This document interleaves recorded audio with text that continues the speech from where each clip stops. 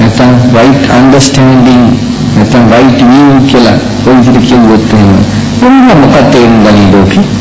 මොකක්ද තේරුම් ගන්නේ? ඒ මනුස්සයා මේක පිළිබඳ විස්තරයක් දන්නේ නැත්නම් මොකක්ද? මොන ආර්ය ශ්‍රැංග මාර්ගයේ මෙහෙම තියෙනවා මේක පළවෙනි එක මේකයි වෙනවා. ඒ මනුස්සයා මොන ක්‍රමයකට උද්දන්නේද? ඒ මනුස්සයා හිතාගන්න විදිහට ඒක ගත්තොත් එහෙම හරි දැකීම කියලා ඒ කියන්නේ ක්‍රිස්තියානි ආගමේ හරි දැකීමක් තියෙනවා. මුස්ලිම් කෙනෙකුට කියලා කිව්වත් මොකද ඒක ළඟත් තියෙනවා. වෙන්නේ යහපත් දැකීම කියන සංකල්පය ඒක ළඟත් තියෙනවා. ඒ කියන්නේ අපි ඒ යහපත් සංකල්පය යටතේ ඉන්න. මොකද සමහරක් වෙලාවට කියයි හොඳ කරන එක හොඳයි. නරක දේවල් කරන්න හොඳ නෑ. ඉතින් හිංසාව හොඳ නෑ. අපි කියන්නේ අනුන්ට හිංසා කරනවා නම් ඒක හොඳ නෑ. හොඳ දැකීමක් තියෙන කෙනා අනුන්ට හිංසා කරන්නේ නෑ. ඒක සාමාන්‍ය දැනීමක්. ඉතින් අපි බෞද්ධ වශයෙන් ගිහිල්ලා අර එක්කෙනෙකුට කිව්වොත් මේක හරි දැකීමක් කියලා අපේ එකක් තියෙනවා. මුස්ලිම් කෙනෙකුට කිව්වොත් ඒක මුස්ලිම් මාර්ගයේ බුදුදහමේ තියෙන ආර්යයන් වගේ තියෙනවා. මුස්ලිම් ධර්මයේ තියෙන මුස්ලිම් ධර්මයේ ආර්යයන් වගේ නෑ. ඒක මම ඒගොල්ලෝ හිතා ගන්නවා අපි හරි දැකීම තමයි. එන්නේ ඒ නිසා හරි දැකීම කියන එක හැමතිස්සෙම කියනකොට තේරුම් ගන්න ඕනේ මොකක්ද කියලා දැනගන්න. දැන් අපි හිතමු අපේ පරම උපාසකම්වල නම් හරි දැකීම කියන එක පාඩම කියනවා. චතුරාර්ය සත්‍ය ධර්ම ගැනීම සම්මාදිට්ඨිය කියලා. දැන් මොකක්ද සම්මාදිට්ඨිය කියන එක අහුවා නම් පිළිතුර එන්නේ මොකද්ද අදුකරන්නේ? අදුකරන්නේ පිළිතුර එන්නේ චතුරාර්ය සත්‍ය ධර්ම අවබෝධයයි සම්මාදිට්ඨිය කියලා. හරි දැකීම නෙවෙයි. යහපත් දැකීම නෙවෙයි. සම්මාදිට්ඨිය කියන එකේ තේරුම මොකක්ද කියලා අපි දෙලින් කියන්නේ. චතුරාර්ය සත්‍ය ධර්ම අවබෝධය කියලා. ඒකේ තියෙන කොටස් දෙකක්. බුදුරජාණන් වහන්සේ දේශනා කරන සම්මා දිට්ඨින් පහන් දයන් ලබාමි. මම සම්මා දිට්ඨිය දෙආකාර කොට දේශනා කරනවා. අත්තිවික්කවේ සම්මා දිට්ඨිය ලෝකියයි. පුණ්‍ය අත්තිවික්කවේ සම්මා දිට්ඨිය සාසන පුණ්‍ය භාග්‍ය උපදිවේපක්ඛා කියලා කියනවා. ආශ්‍රව සහිතයි පුණ්‍ය භාග්‍ය සැපේට නැඹුරු වෙලා තියෙන්නේ උපදිවේපක්ඛා ඒ නිසා මත පුනර්භවය ඇති කරනවා. සාසව ආශ්‍රව සහිතයි. ඒ කියන්නේ භවගාමී කර්ම රැස් කිරීම සිද්ධ වෙනවා. ඒ සම්මාදිට්ඨිය හේතු කොටගෙන. අන්තිම කියන අත්තිවික්කමේ සම්මාදිට්ඨිය අනාසව ලෝකුත්තර මග්ගංගා කියලා. අනාසව ආශ්‍රයයන් පහ කරනවා. ලෝකුත්තර ලෝකයෙන් ඈතර කරනවා. මග්ගංගා සෝවාන් සකදාගාමී ආදී මාර්ගාංගයක් බවට පත් වෙනවා. මග්ගංගා. එතකොට දැන් මේ දෙකේ වෙනස තියෙනවා. එකක් ලෝකීය සම්මාදිට්ඨිය අනිත් එක ලෝකුත්තර සම්මාදිට්ඨිය. දැන් ඔයයන් තියෙන්නේ මොන සම්මාදිට්ඨියද? ඔයයන් තියෙන්නේ චතුරාර්ය සත්‍ය ධර්මවලදී නෑ. මේ සම්මාදිට්ඨිය මේ කියපු ලෝකෝත්තර සම්මාදිට්ඨිය. මේ සම්මාදිට්ඨිය කියන කම්මස්සකතා සම්මාදිට්ඨිය කියලා. කම්මස්සකතා සම්මාදිට්ඨිය කියන්නේ කර්මය මගේ භාවාදේ කරගෙනයි ඉන්නේ කියන එක පිළිබඳව දැනීම. නැත්නම් කියනවා දසවත්තුක සම්මාදිට්ඨිය කියලා විග්‍රහ කරනවා. එන්නත් අපේ ගිහි බෞද්ධ ජනතාවට ගිහි බෞද්ධ ජීවිතේ සම්බන්ධ වෙන සම්මාදිට්ඨිය පැහැදිලිුනේ නැහැ. කොහොමද දැනගන්නේ කොහොමද? මම හිතලා දන්නවා ඇති හුඟක් දෙන. නමුත් මේ දසවත්තුක සම්මාදිට්ඨිය පිළිබඳව දන්න අය කොහොමද සම්මාදිට්ඨිය අංග 10ක් තියෙනවා කියලා දන්නවා අත සම්බන්ධ? පොඩ්ඩක් අංග 10ක් තියෙන සම්මාදිට්ඨිය පිළිබඳව දන්න අය කොහොමද? එතකොට පින්නන්නේ එහෙනම් ඔයයන් ආපු මාර්ගයේ සාර්ථකද? නමෝ තස්ස භගවතෝ අරහතෝ සම්මා සම්බුද්දස්ස කිව්වත් බුද්ධං සරණං ගච්ඡාමි ධම්මං සරණං ගච්ඡාමි සංඝං සරණං ගච්ඡාමි කියලා කිව්වත් ඔයත් මෙතෙක් බෞද්ධයි කියලා කියන ආපු මාර්ගයේ සාර්ථක ගමනක් ආවේ හිස් නැද්ද බෞද්ධ ප්‍රතිපදාව? ඔන්න කොයි තරම් අපි බෞද්ධ වශයෙන් පිළිහිලාද කියලා මොන තරම් පිළිහිලාද කියලා දැන් අපි යන්න ඕනේ මුල්ම අංගය ආර්ය අෂ්ටාංගික මාර්ගයේ මුල්ම අංගය පිළිබඳව අපිට දැනීමක් නැහැ. අපි කොහොමද බුදුසසුනේ කියන්නේ? කාගේ වරද්දද? කොහොමද මෙතන දහම් පාසල් ගියේ? අපේ සම්මා දහම් පාසල් ගියා. අයි වැඩි කීම දහම් පාසල් ගියේ නැද්ද ඉස්සර? හොඳයි අත බලන්න. හොඳයි ඒ කියන්නේ දහම් පාසල් වල උගන්ලා නැහැ. ඒ තනි ජීවිතයට අදාළ වෙන සම්මාදිට්ඨිය ආර්ය මාර්ගය මොකක්ද කියලා කොහොමද නැහැ? හොඳ? නැහැ. දසකුසල් නේ. ඉතින් දැන් කාද බණ කියන්නේ? මම දන්නේ ඔයාට නොදන්නා වෙන්න නම් බැහැවක. ඒ කියන්නේ මෙතෙක් කල් බණ අහපුවා මොකක්වත් ඔළුවට අරගෙන නැහැ කියන එක ඔබින් අදහස් කරන්නේ මම මෙතන අනන්ත මං කියලා කියනවා ඔක. ඒ දසවත්තුක සම්මාදිට්ඨිය, දසවත්තුක මිච්ඡාදිට්ඨිය මොකක්ද මමම කියලා කියනවා මෙතන අනන්තවත්. කොහොමද? ඉතින් බලන්න පොඩ්ඩක් හිතලා බණ ඇහුවා. කොහොම වෙනකොට අපිට තියෙන මොකද්ද මේ කරන්නේ අපරාධින් කියලා.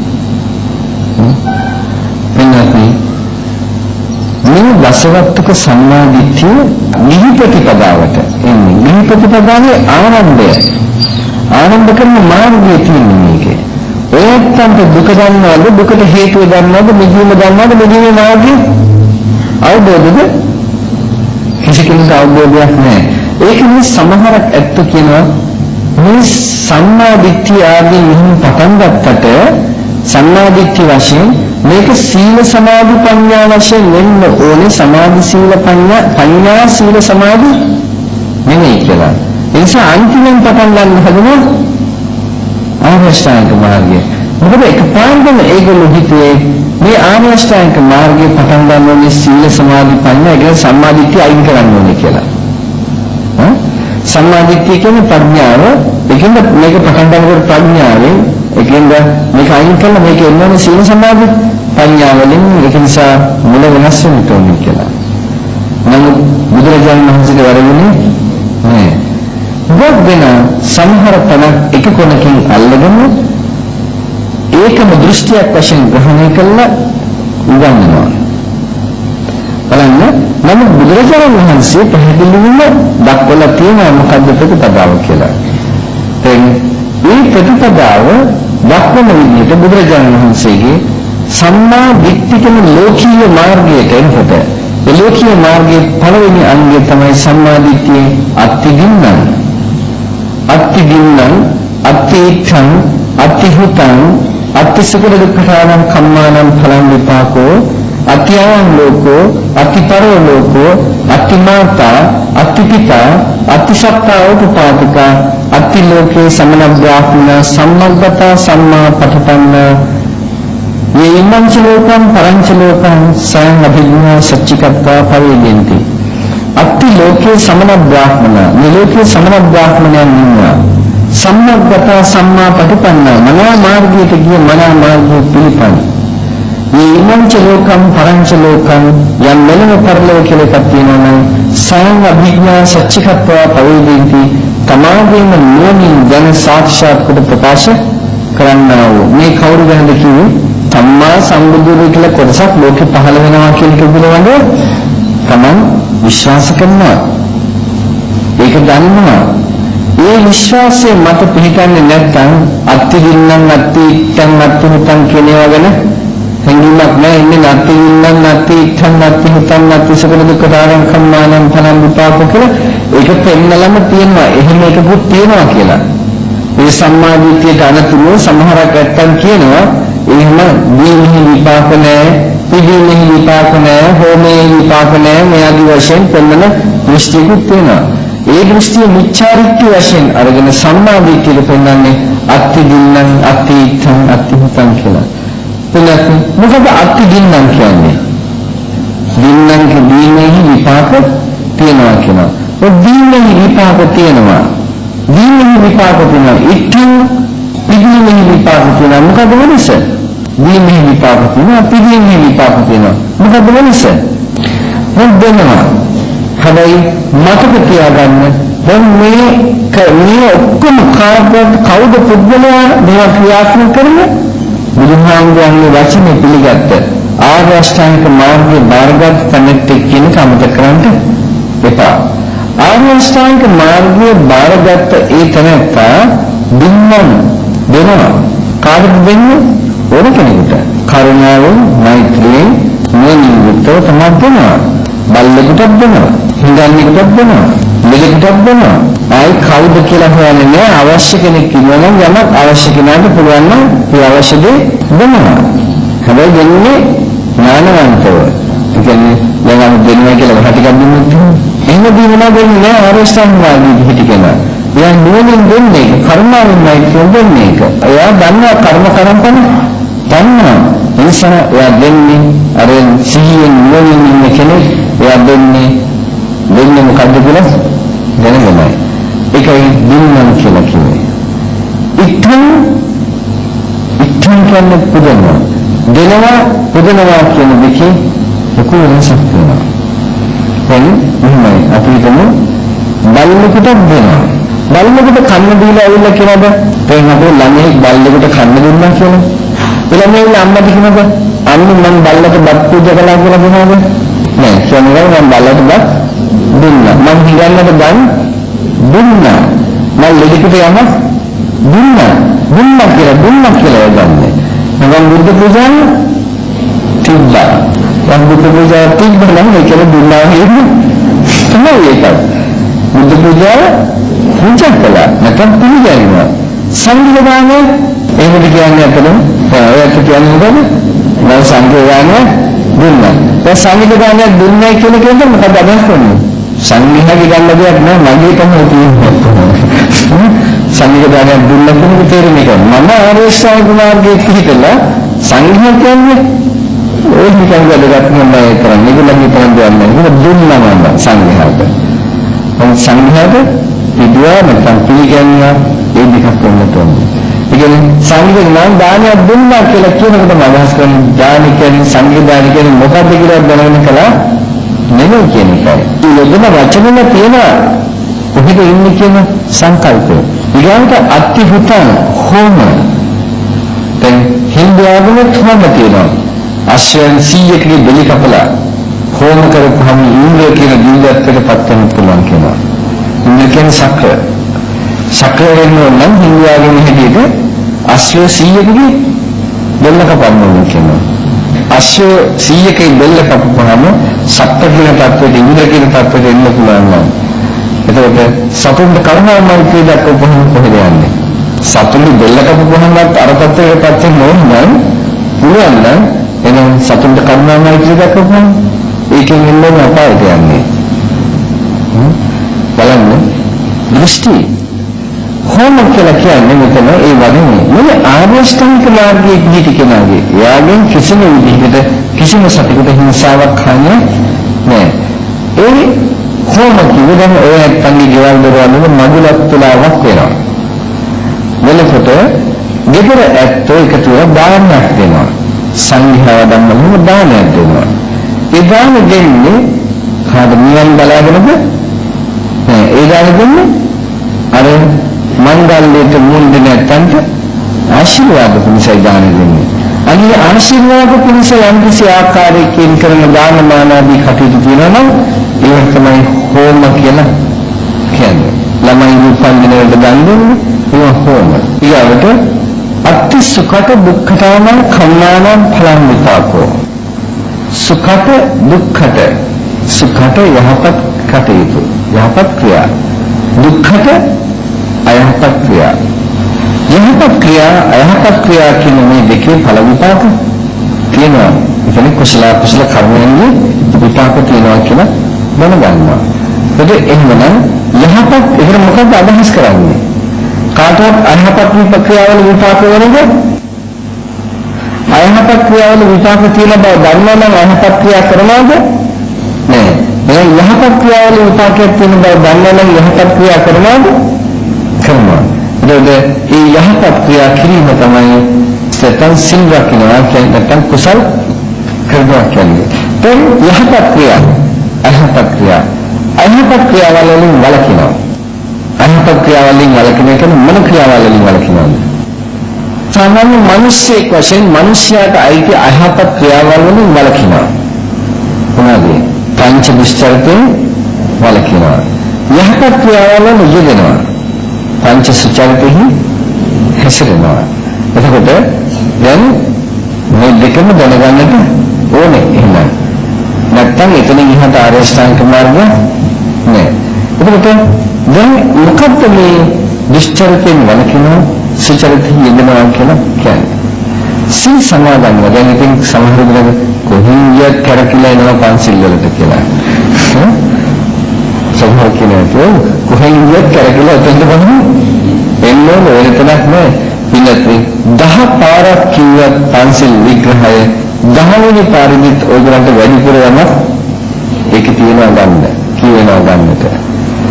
මේ ධර්මයේ මහ පුදුම දෙයක්. සාගරයක් වගේ කියලා කිව්වේ ඒකයි සාගරයක් වගේ කියලා කිව්වා. බලන්න දැන් සමාදන් වෙනවා. පාණාති පාතා වේරමණී සික්ඛාපදං සමාදියාමි කියලා මොකක්ද තේරුම? මොකද සතුන් මැරීමෙන් වළකිනු කියන එක. සතුන් මැරීමෙන් වළකිනු. පාණාති පාතා වේරමණී සික්ඛාපදං සමාදියාමි කියලා කිව්වේ.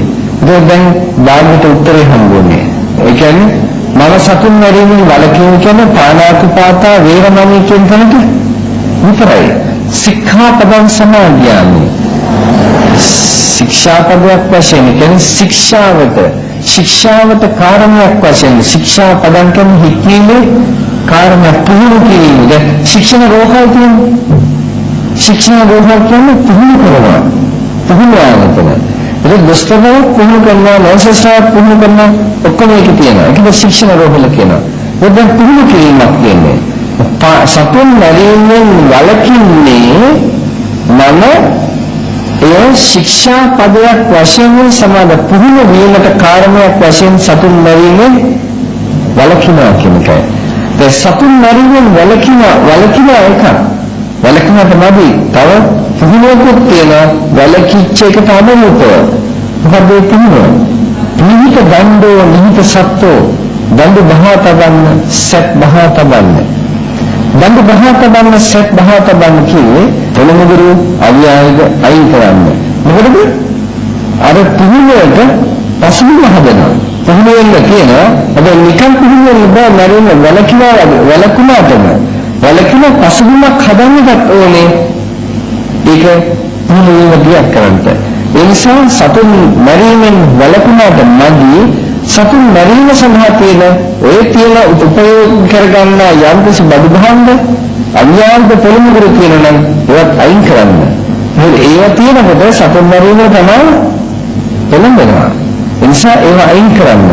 ඒවා තබා ගැනීම ලැජ්ජ වෙන්නට. දයාපන්නව කාරුණික වෙන්නට.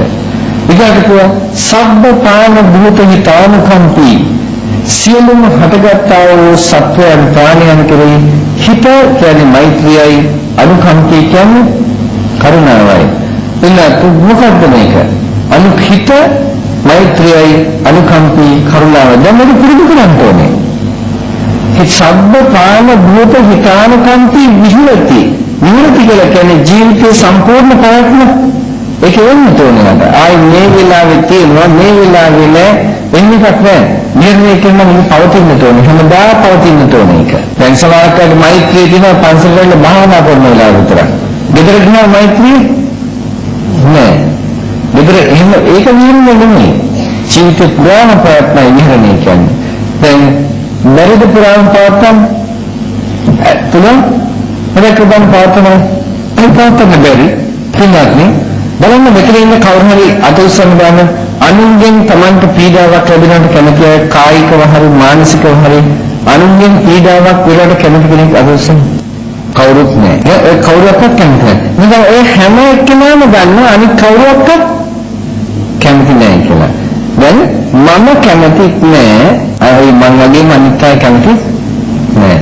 දැන් ඔබට යම් කිසි කෙනෙක් කායිකව හෝ මානසිකව හෝ පීඩාවක් ලබා දෙනවා. පීඩාවක් ලබා දෙනකොට ඔබට යම් කිසි වේදනාවක් දැනෙනවද දුක් වේදනාවක් ගන්න. දැන් මට දුක් වේදනාවක් දැනෙනවා. එහෙනම් මගෙන් යම් කිසි පීඩාවක් වෙනකොට අනිත් මමට මගේ ගාවේ ඉන්න අනිත් මමට මොකද වෙන්නේ? එයාට දුක් වේදනාවක් දැනෙන්නේ නැත්නම් ඔය ඉන්න මමලා ටිකට අනිත් ඒ එක එක්කෙනාගෙන් හිංසාවක් ලැබෙනවා නම් මොකද වෙන්නේ? දැන් හැම මමම දන්නවා මම කැමති නැහැ කියලා. එහෙනම් ඉතින් ඔය මමලට පුළුවන් ද අනිත් මමලට හිංසා කරන්න බෑ. එහෙනම් ඒ කියන්නේ මොකද්ද? මම දැනගන්නට ඕනේ මගෙන් අනිත්‍යකට හිංසාවක් කරදරයක් පීඩාවක් නොවේවා කියලා. දැන් හැම සත්වයක්ම හැම විටම අනේ මගෙන් දුකක් කිසිවෙකුටත් නොවේවා කියලා මනසින් දරාගෙන සිටිය යුතුද නැද්ද? හැමතිස්සෙම මනස දරන්න ඕනේ. කීකියා මොනම නෙවෙයි. මනස දරාගෙන ඉන්න මගෙන් කිසිවෙකුට නොවේවා. ඒක තමයි විහෙරණය කියන්නේ. ඒකම ඥානි කතාය, වක්තු කතාය, අනුත්ථිතාය, පරිචිතාය, සසමාරද්ධාය කියලා කිව්වේ ඥානි කතාය. වාහනයක් වලින් වාහනයකට නැග්ගොත් යන්න යම් තැනකට යන්න ඕන නම් වාහනේ කකුල මේ පැත්ත කියලා කකුලක් ඇතුලේ තියාගෙන යන්න පුළුවන්ද? ඒ කකුල් දෙකම ඇතුලේ දාගෙන වාඩි වෙලා යන්න ඕනේ ඒක ඇතුලේ. ඉතින් වාඩි වෙලා නම් ගමන කෙරවර එතන යනකම් වාහනේ තමයි ඉන්නේ. ඒ කියන්නේ ආදි ජීවිතේ පුරාම මෛත්‍රී කරන එකම මෛත්‍රී වාහනයක් යාට. ඒ වාහනේ යනවා වගේ. මේ කියන්නේ ආයි අතරමඟ ගිහින් මම නියම තැනට යනකම්. වක්තු කතාය කියලා කියන්නේ තමන්ගේ බඩු පොදියක් මොන හරි තියෙනවා. ඒක කරපින්නගෙන යනවා. බඩු පොදිය අරගෙන යනවා නම් අහවල් තැනට යනවා කිව්වොත් එතන යනකම් බඩු පොදිය අරගෙන යන්නේ. ගිමන් වරිනවා නම් හරි. ඒ කියන්නේ එතන නැවතිලා ඒක ගැන බලාපොරොත්තු වෙන්නේ නෙවෙයි ඉන්නේ. යනවා. දැන් යන ගමන මහන්සි. ඒකේ බඩු පොදිය දුරින් තියනවා. බඩු පොදිය දුරින් තිබ්බත් බඩු පොදිය ගැන සිහිය නැද්ද? සිහිය තියෙනවා. ආයි අරගෙන ආයි කරේ තියාගෙන යනවා. ඒ වගේ බඩු පොදිය කොමින් මෛත්‍රිය පොඩ්ඩක් නැවතුනත් එතන සිහිය තියෙනවා. ඒ වගේම දිගටම Tamanට කියන්නේ හැම එකකින්ම කියන්නේ නැවත වඩලා ඒක තියාගන්න ඕනේ. හිතේ තියාගෙන ධාරණය කරගන්න මනස පවත්වන්න එක පාඩම ලේසි නෑ. ඒක නිසා පරිචිතය නැවත පුහුණු කරනවා. නැවත පුහුණු කර ඒ තත්ත්වය හදනවා. සසමාරද්ධය හොඳට ආරද්ධ හොඳට ඒකේ යෙදින තමන් බැඳින නීතියෙන් කටයුතු කරන්න ඕනේ සඳහන් කිව්වා.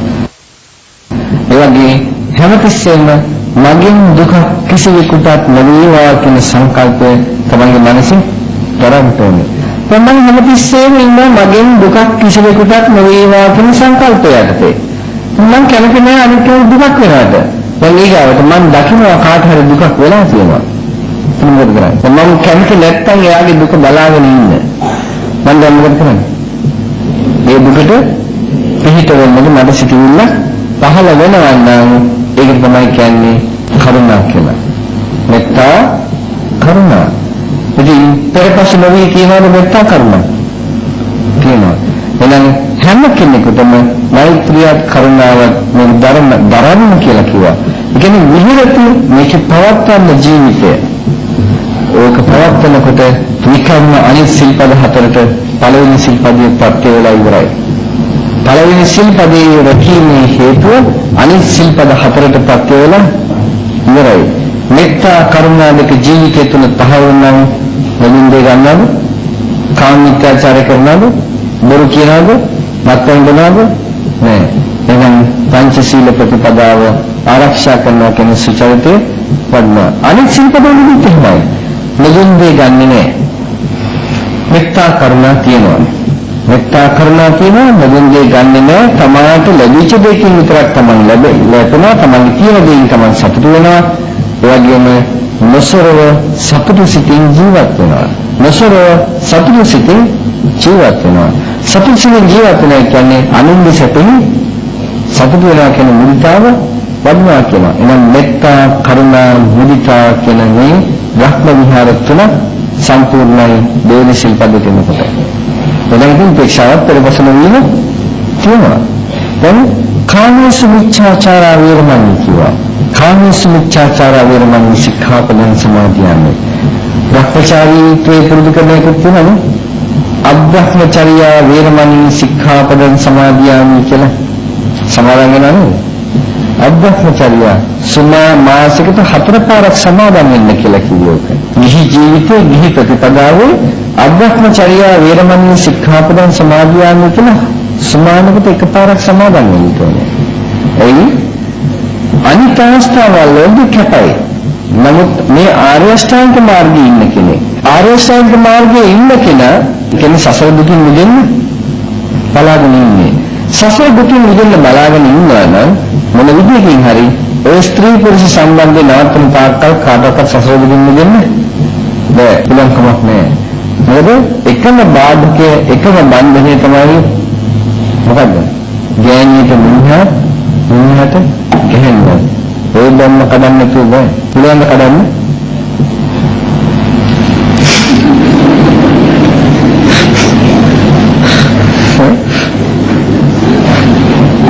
බැරිනම් නිවන් නෑ.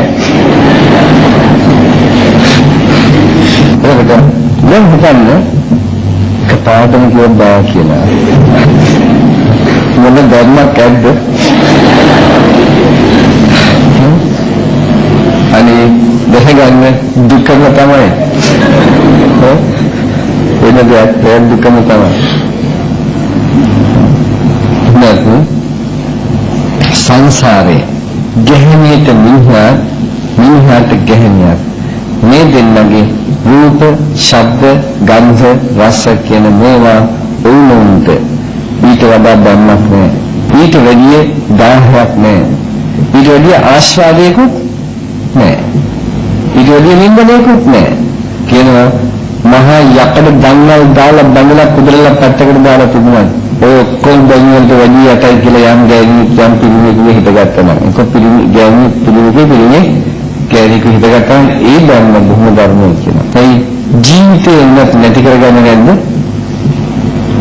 නැති කරන්නේ නැද්ද? තමයි ජීවිතේ නැති කරගන්නවා.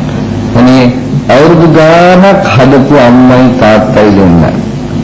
අවුරුදු 20ක් 30ක් තිස්සේ කැටකුණු අතගාගෙන මල මූත්‍ර සුද්ධ කරගෙන ඔක්කොම කරගෙන උගන්නලා කවලා පොලා සේරම කළා තියෙන සේසත් සම්පත් ඔක්කොම විනාශ කළා දාලා මේ දරුවව ගොඩනගලා අරගෙන අනේ අවුරුදු 25ක් 30ක් වෙනකොට අර ගෙහෙණියෙකුට නැත්තම් පීණියෙකුට වෙච්ච වසඟයෙන් ඒ අම්මා තාත්තා මතක වෙන්නේ නැද්ද? කොහොමද අමතක කරපුවත් නැද්ද මෙතන? අමතක කරපුවත් නැද්ද? උරුම තරම් ඇති කරන්නේ බැලුවොත් එහෙම. ඔස්සරන් නැති. දැන් කල්පනා කළා. ඊට පස්සේ සමහරట్లాට මුළු වෛරක්කාරය වෙනවා. වෛරක්කාරය වෙනවා. මේකනේ අපේ කොල්ලන්ට කියන්න වෙලා තියෙන්නේ. ඕකම තමයි වෙලා තියෙන්නේ. ඒගොල්ලන්ට කොහේ හරි කරේ ඉල්ලච්චම කාන්නේ හරි ඒක තමයි ලොකු. ඊට පස්සේ මේ අපි කියන්නේ චතුරාර්ය සත්‍ය නෙමෙයි. එයා තමයි චතුරාර්ය සත්‍ය කියන්නේ ඊට පස්සේ බලන්න. අපි කියන්නේ බයක් නෑ. අනේ ඒ සමහර දෙනා ඉන්නවා කියපුවම කියන දේ අහන්න නැත්නම් ඉන්නවා සමහර. කොහොමද තේරුම් ගන්නද? මේ බොහොම භයානක නිසා තමයි කිව්වේ සුභානන්ද සරයක්වත් අඩුගානේ ෂේප් වල ඉන්න කියලා. අබ්‍රහ්මචර්ය වේරමණී සික්ඛාපදං සමාදියාමි කියලා පොඩ්ඩක් සමාදන්ව ගන්න. සමාදන් වෙන කියන්නේ අදිෂ්ඨානයක් කරන්න කියන එකයි. සමාදන්ව ගන්න කියලා කියන්නේ. ඒ අදිෂ්ඨානය කරන්න කිව්වේ වෙන එකට මොකද දැන් බලන්න පින්නත් නේ කාම 1000කින් ඒ විදිහට දැනක පරදාන සේවන පරපුරුෂ සේවනයේ කීට පුරුදු වෙලා ඉන්න කෙනා. එයා නිරතුරුවම දෙවන මනසකින් ඉන්න කෙනෙක් නෙමෙයිද? මොකද හිතන්නේ? නිරතුරුවම දෙවන මනසකින් ඉන්නේ තැනත්තා. දැන් එයා සමාහකට ඒ කාල සීමාව තුළ කාම මිත්‍යාචාරය වෙන්නේ නැහැ. මේ දුන කාම සංකල්පනා නම් මිත්‍යාචාරී සංකල්පනා නම් එයාගේ තුල වැඩෙනවා. දැවෙන්නේ නැද්ද? බයෙන් නෙමෙයි දෙන්නේ. බයෙන් ඉන්නේ. හැබැයි විලිබිය නැති ඉච්ඡාම නම් ඉතින් ඇති බය නෑ. නමුත් විලිබිය තියෙනකොට අම්මා දැනගනී කියලා බයයි. තාත්තා දැනගනී කියලා බයයි. තමගේ භාර්යාව දැනගනී කියලා බයයි. ස්වාමියා දැනගනී කියලා බයයි. දූ දරුවෝ දැනගනී කියලා බයයි. ඒකෙන්ද විලිබිය නැතුව ඉන්න එක නම් හොඳ නෑ. බය ඇති වෙන්නේ ඔබ තේරුම් ඒක දෙවිලි හිතේ හොඳයි. එහෙනම් ඒකෙන්ද තමයි සමහර වර්තමානයේ කියන්නේ කාමයේ කියන එක ටිකක් ප්‍රදර්ශනය කරලා කමක් නැහැ කියලා. ඒ කියන්නේ අතිශයින් වැඩි හිටියන්ට පමණයි කියලා අතිශයින් වැඩි හිටියන්ට පමණයි කියලාම ගහනවා බෝඩ් එකේ එළියේ. හා? ඒකනේ කරන්නේ. ඇයි? ප්‍රදර්ශනය කළාට කමන්නේ. කවුද වැඩිපුර කාමයේ ප්‍රදර්ශනය කරන්නේ? කවුද? හා? නෑ මම හිතන්නේ නෙවෙයි.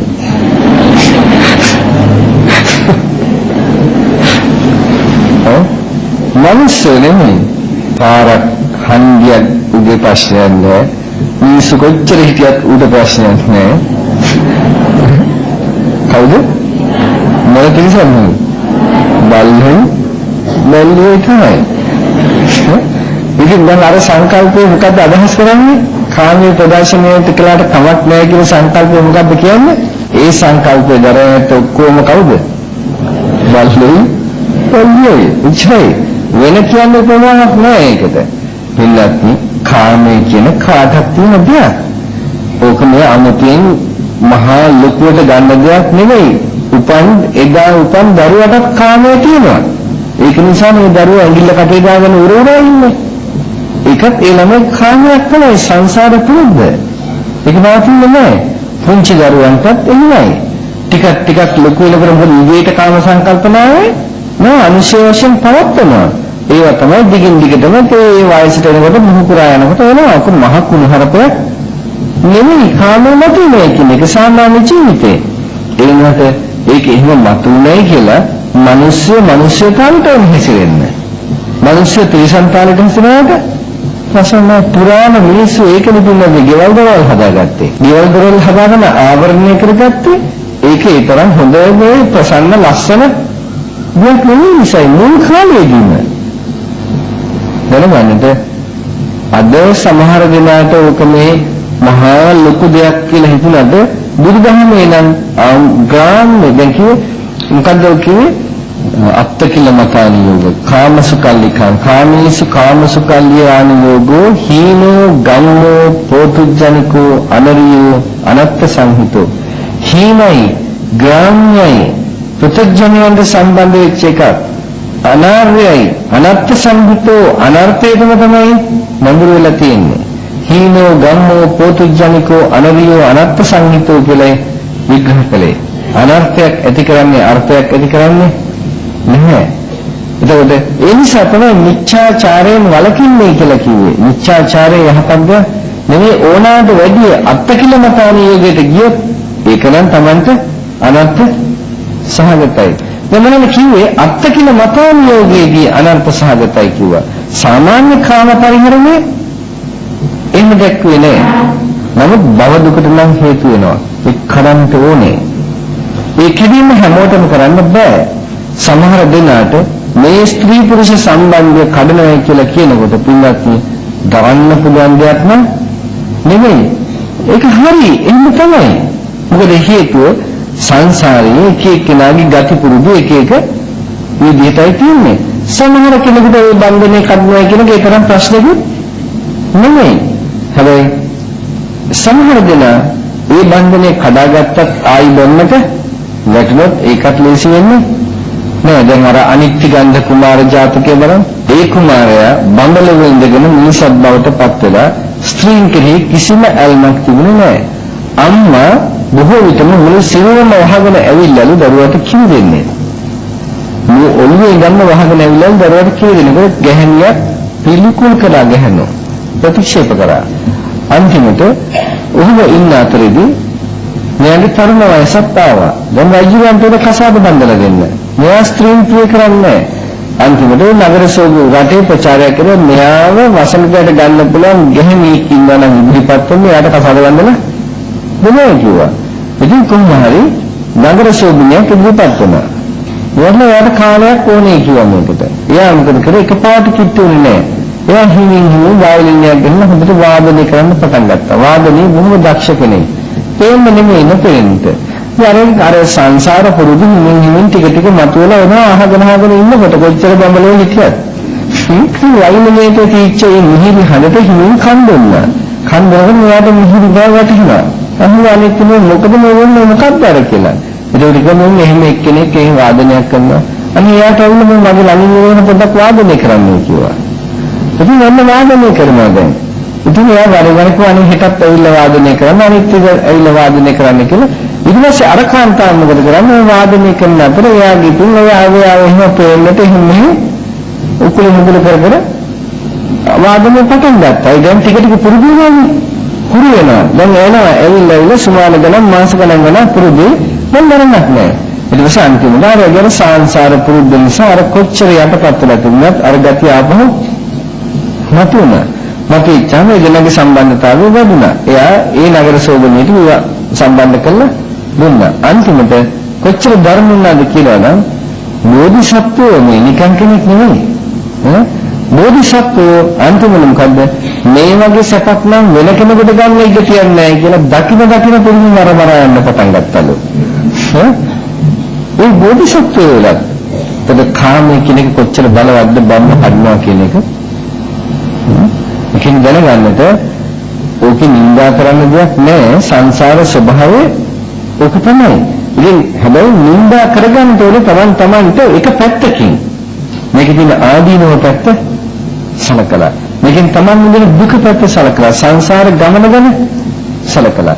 ඒ ගමනේ යන්න ලෑස්ති කෙනෙකුද නෑ. ඕක ප්‍රශ්න නෑ ඊට විරහඳ පත්‍රයක් කියලා තිබුණේ. එයාන නියම බලාපොරොත්තු වෙන්නේ නැහැ කියලා එයා මේ මිනිස් ලැබුච්ච මිනිස්සු බව එයාගේ සපයි ඒකින්ද මම මේවා කරන්නේ කියලා. එහෙනම් ඒක තාත් බනදේ කතා කරන්නේ. එහෙනම් ඕනට එක දෙන්නේ කොහේ සමාජයේ ඒගොල්ලෝ ඕන තරම් ඉන්නවා එහෙම ඇත්තෝ. නමුත් පින්නත් ඒකේ ඇත්තම පෞද්ගලිකත්වය. ඒක අපිට වැඩක් නැහැ. ඒක ඒගොල්ලන්ගේ අයිතියක් තියෙනවා. එහෙම කියනත් ඒගොල්ලන්ට අයිතියක් තියෙනවා. ඒගොල්ලන්ට එහෙම ජීවිතයක් ගත කරන්නත් අයිතියක් තියෙනවා. ඒගොල්ලෝ එහෙම ජීවත් වුණා කියලා හැබැයි ඒගොල්ලන්ට අනුන්ට හිංසා කරන්න අයිතියක් නෑ. අනුන්ට වදේ පිණිස ජීවත් වෙන්න අයිතියක් නෑ. අනුන්ව මුලා කරන්න අයිතියක් නෑ. ඒගොල්ලන්ට නෑ. ඕන විදිහට ජීවත් වෙන එකයි. නමුත් අනුන් ඒකට පලි නෑ.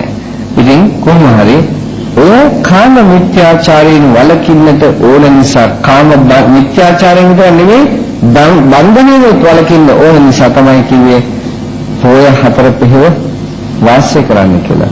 අදිෂ්ඨාන කරනවා ස්ත්‍රී පුරුෂයන් සුමානේ දවස් 5ක් 6ක් 7ක් ඕනෝන්ගේ සම්බන්ධතාවය කාමාංශයෙන් බලපෑවුවා. එක දවසක් හිතනවා අද දවසේ අපි ඉවෙන් අයින් වෙනවා. අයින් වෙලා අපි ඉන්ද්‍රිය දමනයකින් යුක්තව ජීවත් වෙනවා කියලා. බැරිද?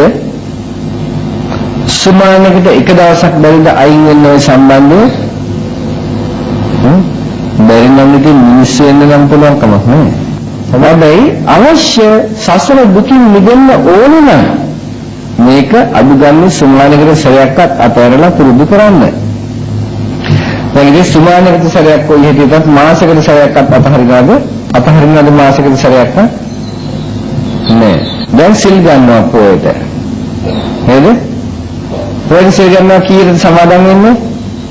6ක් පහු වෙනවා. ඉවර කරන්නේ හවස 6ට. ඉතින් කොච්චර කොහොම කිව්වත් හවස 6ට පවාරණය කරනවාම තමයි. බොහොම ටික දිනේ පවාරණය නොකරන්නේ. ඇයි? බලන්න මොකද කියලා උදේ ආවා. උදේ වෙනකොට සමහරක් වෙලාවට හීල් ගන්න ගෙවරින් අරන් යනවා මොකද පන්සලේ ඉන්න ගෙතරම් හොඳ නැහැ කියලා. හීල් ගන්න ගෙදරින් අරන් යනවා. ඒකත් රසට කන්නට ඕනේ. මේ කාන්නන්න තහරිනවා. එක දවසක් සුභානකට හරි තාමරද කෑම වේලට තියෙන විචකම නවත්තන්න. දවල් දාන්නේ ගෙදරින් අරගෙන යනවා මොකද මේ කීනේ කන්නේ කොහොමද? මේ කීනේ කන්න බෑ. ඒකෙන්ද ගෙදරින් අරගෙන ඇවිල්ලා එහෙනේ ඒක වෙනම හැංගිලා කන්නේ. මේ සිල්සමාදන් වෙලා. උදහකට ගිහිල්ලා එන්නේ තමයි කොහට හරි කට්ටියක් එකලා වෙනම වෙන්නලා Taman හිමීට කනවා. ඉන්නත් හරිනම් ගෙදරින් ගෙනාව නම් එකක් මේක මං කාමයෙන් අතහැරලා තියන්නේ මේක මම දෙනවාද මම කෑමේ කාට හරි එදා Taman එක දීලා Taman එදා තියෙන එකකින් යතම අන්න කාමයෙන් අතහැරියා ඉතින් අර කියන්නේ වෙනදට පොඩි රහටයි ගෙදරින් හදලා ගියන්නේ එන්නේ සිල්ගත් එක්ක හද කියන්නේ වෙනදාගේ හොද්දට රසට මුසුවට හදලා ගියනවා ඒක නැති වුණොත් නම් ඉවරයි ඔන්න සිල් සමාදන් වුණා. ඊට පස්සේ දැන් හවසට කොහොම ඉඳලා දැන් ගෙදර යනවා. සමාන කරගන්නේ. තවමකද්ද දැන් හැමදාම පොයට නම් හැමදාම තියෙනවා කියලා කියනවා. ඇවිල්ලා බෑග් එක තියෙනවා. කාටද බෑග් එක තමයි වාඩිලා බෑග් එක මෙහෙම තියෙනවා. කාටද? අර සිල් ගන්න දාවේ. ඔය සිල් ගන්නද ඔය කාමයෙන් අතරින් දාවේ නෑ.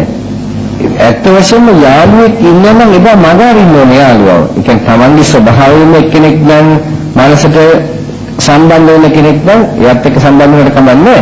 නමුත් ඔය අනම්මනම් කයිවාරුග ගහින්න නම් යාළුවව දෙන්නලා මෙතනින් තියාගන්නේ. එහෙනම් ඉතින් සිල් ගත්තා වෙන්නේ. නෑ ඔය උපාසක ඔය තියාගන්න උපාසකම්මල් නම් හැමදෙනාම තියාගන්නේ කයිවාරු ගහන්න තමයි. සිල් සමාදන් වෙලා සිල් ඒව නෙමෙයි කරන්නේ. මේ කොච්චර කිව්වත් කරන්නේ මේක තමයි. හරි අමාරු මොකද වැඩියෙන් ප්‍රශ්න තියෙන්නේ මේක ප්‍රශ්න හැමෝගෙම නෑ. මේ ප්‍රශ්න වැඩිපුර තියෙන්නේ පින්වත් මේ මැරෙන්න බයි අන්තිම කාලේ සිල් ගන්න දුවගෙනන්නේ. ඔන්න ඕගොල්ලන්ගෙන් තමයි මේ ප්‍රශ්න තියෙන්නේ හරියට. ඇයි? ඒගොල්ලෝ දන්නේ නෑ ආවත මොකද්ද කරන්නේ කියලා. කියන බණක් වුණත් ඒගොල්ලන්ට වටහා ගන්න අමාරුයි. මොකද දැන් අපිට හොඳටම පේනවා සමහර පරාප්තවලට ගියාම එකම දේ කියන්නේ. සමහර පරාප්තවලට කියන්නේ ඒ පරාප්තවලදී ඒත් හොඳට තේරුම් ගන්නවා. සමහර පරාප්තවලදී හොඳට අහගෙන ඉන්නවා. නමුත් අන්තිමට තේරුම් ගත්ත දෙයක් නෑ. කොටින්ම කියනවා මෙතන කියන සමහර පරාප්තවලට ගියාම මම අහනවා මම කියනවා සිල්පද කැඩුනට කමක් නෑ. කඩන්න එපා. කැඩෙන්න නෝනින් තමන් දන්න මං සමාදන් වෙලා ඉන්න හින්දා මම දන්නවා සිල්පදයක් කැඩිච්චහම කැඩුණා කියලා. එහෙනම් නැවත අදිෂ්ඨාන කරන්න මම මේක ආපහු රකින්නවා කියලා. කැඩෙන්න ආයිත් මේක අදිෂ්ඨාන කරගෙන ඉස්සන්ට යන්න. කොහොමද යන්නේ? ඔහොම කැඩෙන්න තමන් දැනගත්තොත් කැඩුණා කියලා ආපහු මම මේක රකින්නවා කියලා අදිෂ්ඨාන කරන්න කැමතියි. ලෑස්තියි කොහොමද කියපුවම ඔයත් තමයි නෙමෙයි එහෙම ගොඩක් ඉන්නේ. ඊට හපන් මෙතන.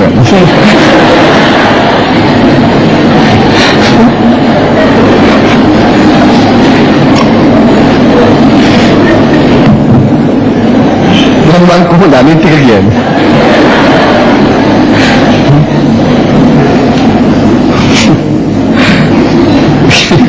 ඉතින් ඔන්න බලන්න ඉන්නවා. අතෝසන්නේ. ඒක කරන්න බැරි දෙයක් මම කියවනේ. නෑ කරන්න පුළුවන් දෙයක් හොඳටම කියලා. ඒක යටන් තේරිච්ච හින්දා යටම ටක් ගාලා ඒක කියලාම අතෝසන්නේ. වැස්තුනේ පුළුවන් හින්දා. මම මේ කිව්ව මම වෙලිතනක කියලා බලන්න කියන කතාවක්.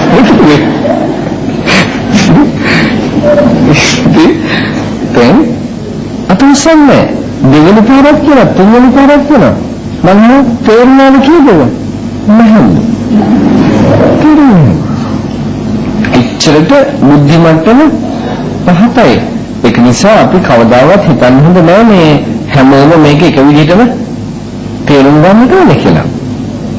දැන් සමහර කෙනෙක් පිළිද සමහර දෙනා ඉන්නවානේ කොටින්ම කියනවා නම් ඉන්නවනේ බවුසරකට ගිහිල්ලා බවුසරයට ගිහිල්ලා පීට් පැන් ටිකක් කියලා පොඩ්ඩක් කරලා ඒකෙන් පැන් ටික දීපහම පීට් පැන් කියලා ගන්න අය ඉන්නවා නේද?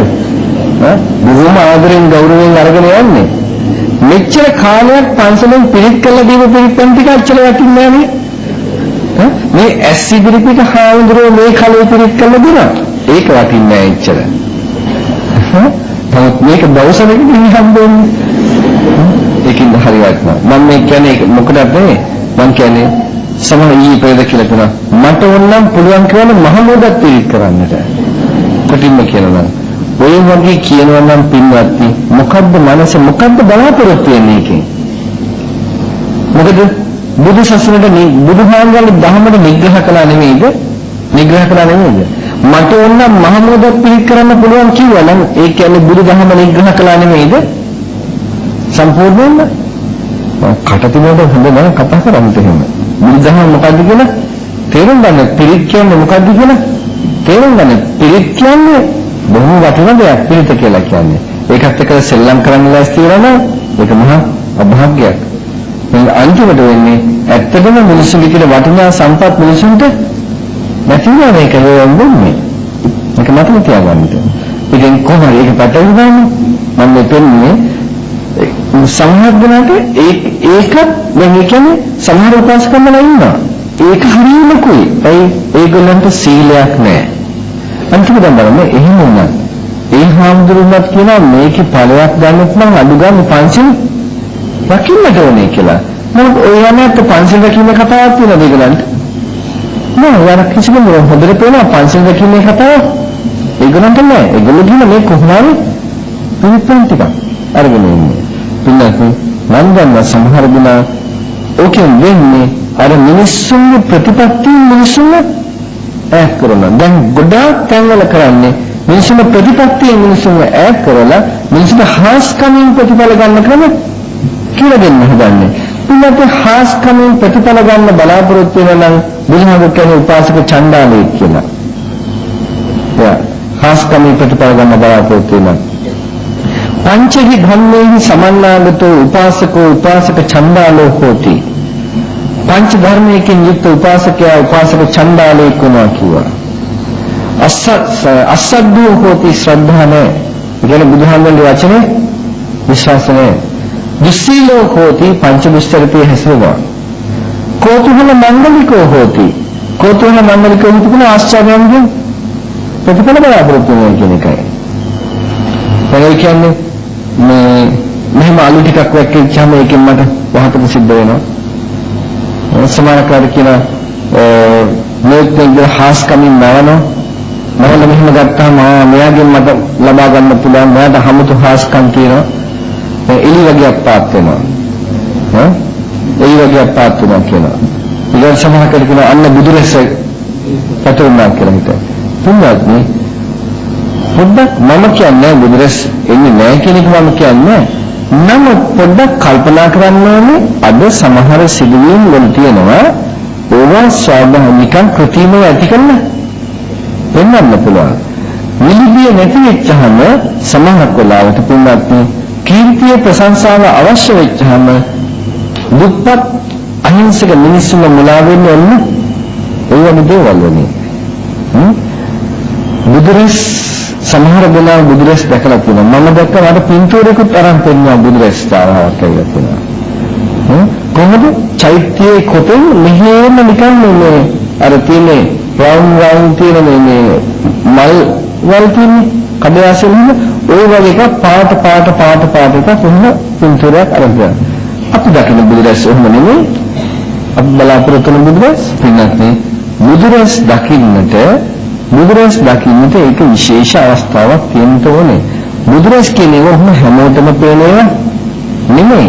බුදුරැස් දකින්නට අපිට පේන සමාජයේ යම්කිසි ප්‍රතිපත්තියක් රැකලා සත්‍යක්‍රියාවක් තුළින් තමන් අධිෂ්ඨාන කළොත් තමන්ට පේන්නේ. බුදුරැස් කියන්නේ ඒවා.